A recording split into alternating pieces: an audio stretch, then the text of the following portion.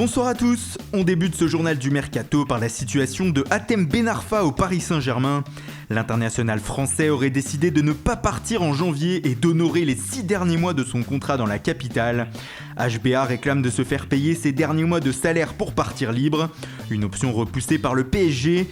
Ben Arfa devrait donc profiter de son confortable contrat jusqu'en juin avant d'être officiellement libre. Et puis aujourd'hui on en sait un peu plus sur l'avenir de Javier Pastore.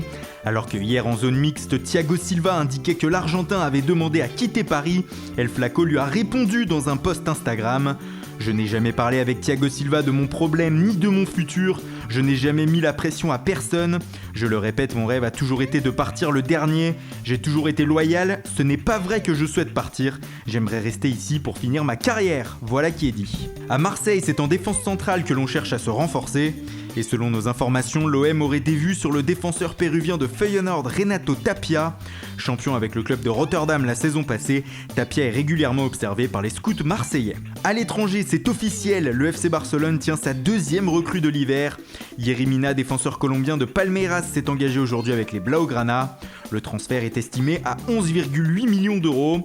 Et ce n'est pas fini, les Catalans seraient désormais sur la piste d'un jeune joueur. Fabian Ruiz, milieu de terrain du Betis Séville de 21 ans, serait dans le viseur du Barça. Sa clause libératoire est de 15 millions d'euros. Mais avant cela, les Barcelonais vont penser à dégraisser. C'est bien parti pour 2 hommes, Javier Mascherano qui devrait rejoindre la Chine et le eBay Fortune pour 10 millions d'euros, et Arda Turan qui pourrait rejoindre Istanbul Başakşehir, le leader du championnat turc, avec qui il négocie actuellement.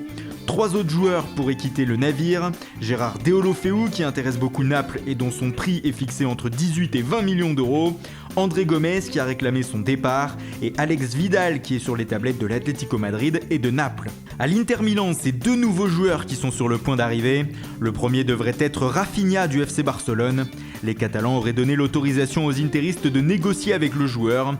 Les 2 clubs se seraient mis d'accord pour un prêt avec option d'achat. Le second pourrait être l'ancien joueur de Chelsea, Ramirez. Actuellement en Chine, à Jiangsu, le joueur aimerait rejoindre l'Inter mais attend que les 2 clubs se mettent d'accord. Une situation qui pourrait tourner au bras de fer entre le Brésilien et son club. Les pistes de Rolando en défense centrale et de Franco Vasquez de Séville ont aussi été évoquées. Un échange avec Joao Mario avec le club sévillan pourrait être mis sur la table. En Angleterre, un rebondissement est intervenu dans le dossier Alexis Sanchez. Alors que l'on pensait que le Chilien allait filer à Manchester City, le voisin de United est venu s'immiscer dans le feuilleton. Les Mancuniens auraient proposé 28 millions d'euros pour l'attaquant d'Arsenal. À voir si cela va faire changer de destination le Chilien. De son côté, l'ancien Messin Diafra Sakho a sans doute trouvé un club pour rebondir. Actuellement à West Ham, l'attaquant sénégalais devrait signer dans les prochains jours à Crystal Palace.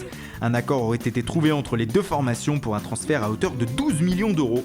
Et puis c'est officiel, Francis Coquelin quitte Arsenal. Le milieu de terrain français a pris la direction de l'Espagne et s'est engagé avec Valence. Il a signé jusqu'en juin 2022. Les Espagnols auraient déboursé 12 millions d'euros pour l'enrôler. De son côté, l'ancien Marseillais Paolo Decheglier rebondit en Suisse. Le latéral gauche s'est engagé aujourd'hui pour 6 mois avec le Servette Genève. En France, c'est Metz qui a agité le début de soirée. Les Lorrains ont annoncé le retour en prêt sans option d'achat de Georges Mandjek. Le milieu de terrain camerounais avait déjà évolué chez les Messins la saison passée. Et puis dans le sens des départs, c'est Brian Fernandez qui quitte le club.